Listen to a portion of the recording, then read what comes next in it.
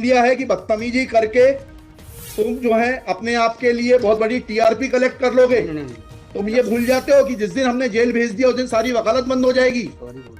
You should be sorry. आगे भेजा जाता है कि बदतमीजी करो। तुम्हें वकालत करना सिखाया नहीं कि कोर्ट से कैसे बात की जाती है? बताइए किसने ऑथराइज किया आपको पिटीशन फाइल करने के लिए?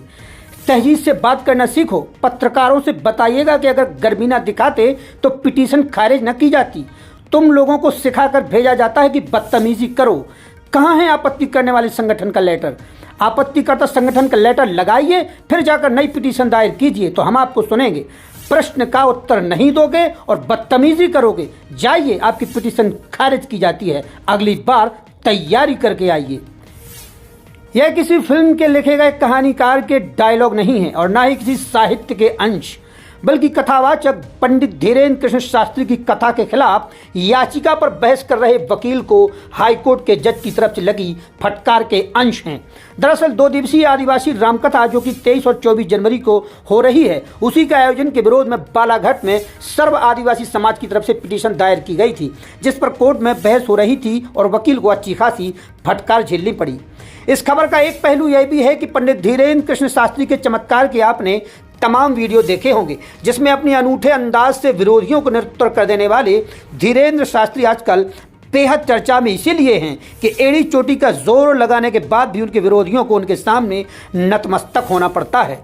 राजनेता हो या मीडिया कर्मी, धनवान हो या दबंग, सब उनके आभा मंडल के सामने फीके नजर आते हैं और पूर्वाग्रहों के चलते विरोध करना उन्हें भारी पड़ जाता है। अंत में उन्हें हथियार भी डालना पड़ता है। लेकिन इतनी व्यापक उपलब्धियों के बावजूद भी आजकल धीरेन्द्र कृष्ण शास्त्री जहां भी जाते हैं नया विवाद जन्म ले लेता है। लेकिन किस्मत के धनी और अपने आप पर भगवान बालाजी सरकार यानी कि हनुमान जी की छत्र छाया में खुद को सुरक्षित महसूस कर रहे धीरेन्द्र कृष्ण शास्त्री के विरोधी उनका कुछ नहीं बिगाड़ पा रहे और उनके सामने उन्हें चारों खाने चित होना पड़ता है।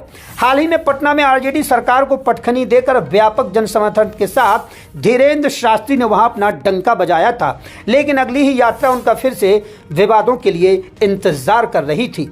अपने संकल्पों और आक्रामक हिंदुत्व के बीच पंडित धीरेन्द्र कृष्ण शास्त्री के आगे विवाद चलते हैं और उनकी कथा स्थल से पहले विवादों का डेरा लग चुका होता है। और ऐसा ही 2 दिवसीय आदिवासी रामकथा के लिए बालाघाट पहुंचे धीरेन्द्र कृष्ण शास्त्री के खिलाफ वहां के सर्व आदि समाज ने कथा के आयोजन को लेकर रोड़ा अटकाना चाहा, लेकिन वो सफल नहीं हुए। दरअसल मामला यह है कि बालाघाट जिले के परसवाड़ा में आयोजित होने वाले धीरेन्द्र शास्त्री की कथा को लेकर हाईकोर्ट में याचिका दायर की गई थी, जिसमें आदिवासी इलाके में कथा पर रोक लगाने के संबंध में कहा गया कि यहाँ पर बड़ा देव नामक स्थान है और कथा के आयोजन से वहाँ की गरिमा नष्ट होगी।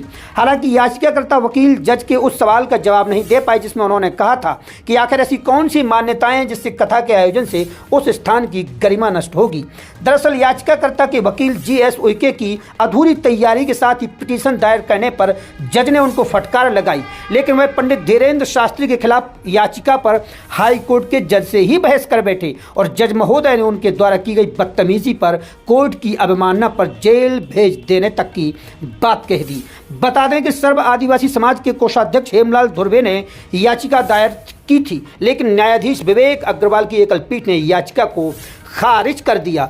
बहरहाल इस खबर के बाद पंडित धीरेन्द्र कृष्ण शास्त्री का आभा मंडल और मजबूत हुआ है। इसके साथ ही उनके विरोधियों के मुंह पर भी करारा तमाचा लगा है, जो बिना किसी कारण उनका विरोध करने पर उतारू हैं। हम पिटीशन पढ़ के आते हैं, हमें मालूम है क्या सवाल पूछना है।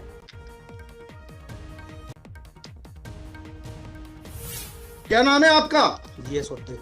जी GS उद्दे। कितने साल से वकालत कर रहे हो? 2007-8। हाई कोर्ट में कब से हो? 7-8 से। हाँ, तो तुम्हें वकालत करने का सिखाया नहीं कि कैसे कोर्ट से बात की जाती है? बहरहाल बालाघाट में जो भी हुआ, एक बार फिर उससे पंडित धीरेन्द्र कृष्ण शास्त्री का आभा मंडल मजबूत हुआ है। इसके साथ ही उनके विरोधियों के मुंह पर भी कालिख पुत चुकी है।